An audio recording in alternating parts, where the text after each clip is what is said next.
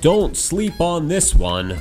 Round 2 of the 33rd Middle Amateur Championship presented by Callaway Golf began with two-time title holder Chip Lutz and frequent force Matthew Finger in the lead at 2 under.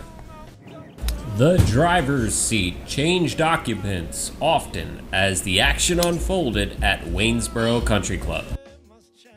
Lulu's Scott McLaughlin grabbed the early clubhouse lead thanks to a 1 under par 70 on day 2.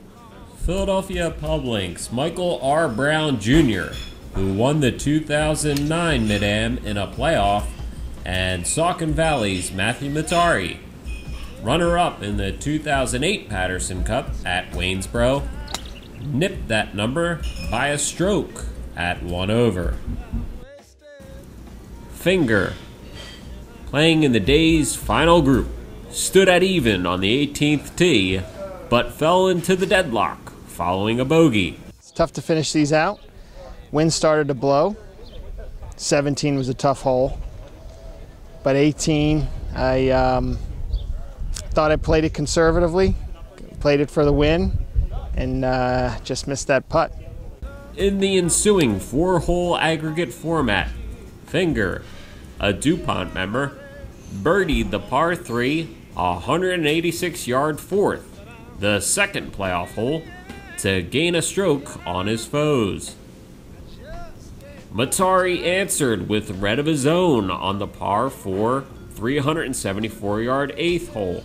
And had a perfect number for a lob wedge, had 108, which is 100% a lob wedge, and hit it as soon as it left the club. I was like, that's perfect. So.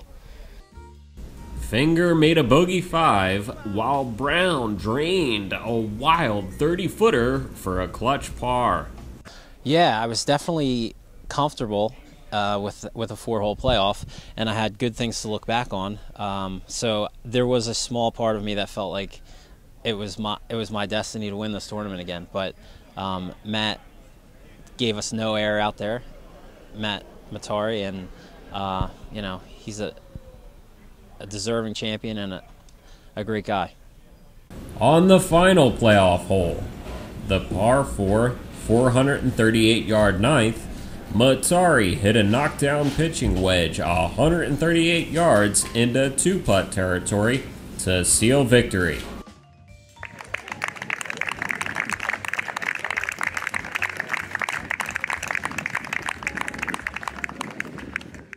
As excited as I am, I'm more relieved than anything. I mean, it's been 8 years since the Patterson where I came close and Glenn edged me out in the end. So it's been a long trip to get here, and I'm glad I arrived. It took 40 grueling holes for Mattare to move from perennial contender to major champion. Now, I live outside of New York, but this is the most important.